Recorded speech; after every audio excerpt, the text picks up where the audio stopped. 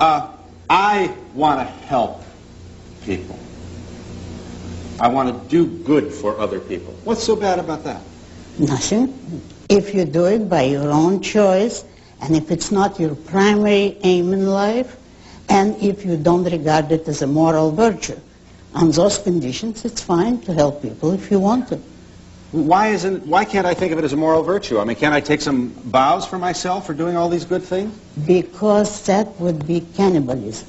Because that would mean that you preach altruism, which means not merely kindness, but self-sacrifice. It means that you place the welfare of others above your own, that you live for others, for the sake of helping them, and that justifies your life.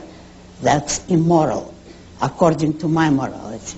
I don't understand why you have to be so harsh in your evaluation of those people. Why call it immoral? Why don't you just say, why don't you say it's a waste of time? Why pass judgment on me? Because look at the state of the world today. Yeah. And you cannot be harsh enough on those who created it. And those who created it are the philosophers of altruism. It's those who preach self-sacrifice, selflessness, self-abnegation, all the anti-self theories, which means anti-man. All those who demand man's sacrifice. They have succeeded, and look at the results in the world. That's a theory or a way of life or a philosophic idea which is advanced by religions, that we should sacrifice for others. That's right. All right, I want to make sure I understand you, Miss Rand. Why is it so... I'm still not quite sure why you're so harsh on those who would sacrifice for other people. Because I look at them. Just look at them. Because they don't hesitate to sacrifice whole nations. Look at Russia. Communism is based on altruism. Look at Nazi Germany. The Nazis were more explicit than even the Russians in preaching self-sacrifice and altruism, and self-sacrifice for the state, for the folk, the people. Every dictatorship is based on altruism. Now you can't fight it by merely saying it's a difference of opinion. It's a difference of life and death. You know what I'm going to do? I'm going to be real talented and charismatic, and I'm going to develop a lot of wealth, and I'm going to have a lot of money and a lot of banks, and pretty soon nobody's going to be able to compete with me because I've already purchased all my competitors. And now I have dictatorial power over people, and I can name the price of bacon or price of oil or whatever it is, the commodity I'm selling.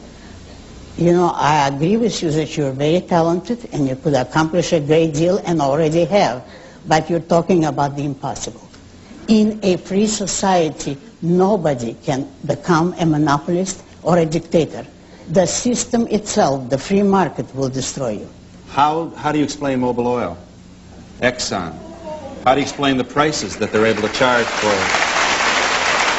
I think that they're stupid appeasers who get too little and put up with too much. Who, the oil companies? Yes.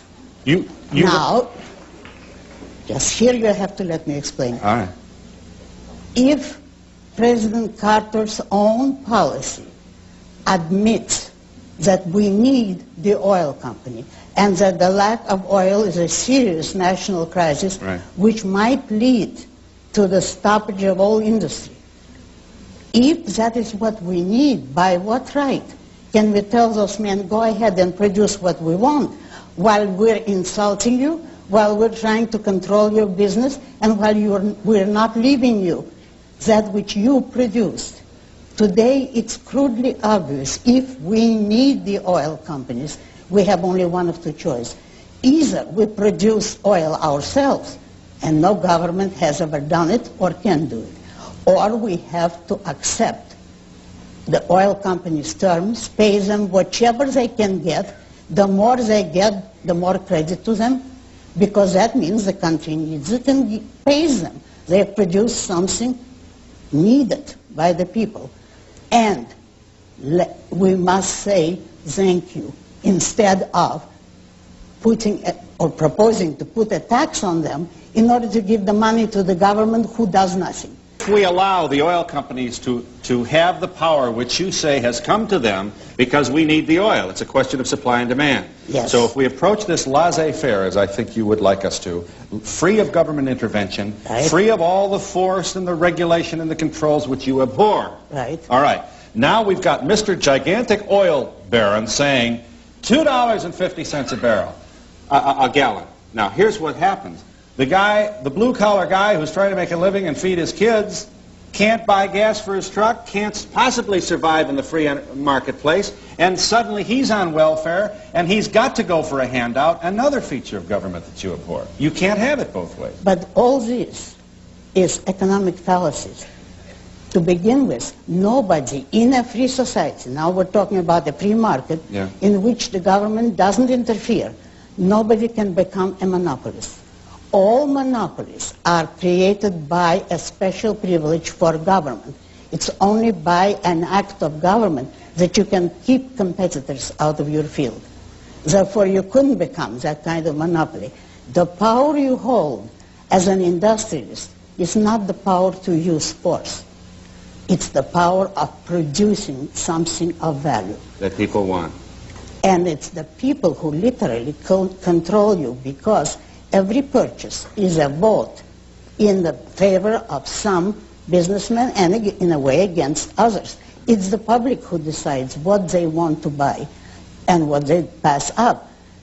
If, using your examples, you became this powerful tycoon economically, but you cannot force anybody to deal with you, and you cannot force competitors out of your field, then every smaller man would be in that field because you would have established a price way above the market.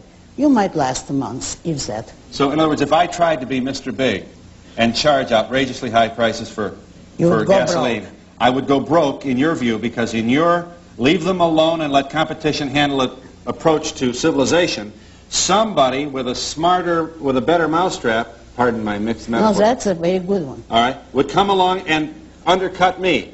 That's right. Sell at a cheaper price. But isn't just my view. You know what I'll do? I'll buy him up the minute I see this bird. I'll buy him.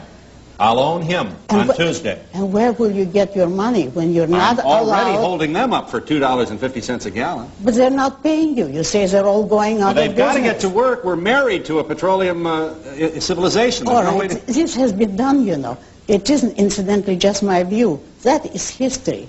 There are people who have tried to corner the market repeatedly, and the result was that they went broke.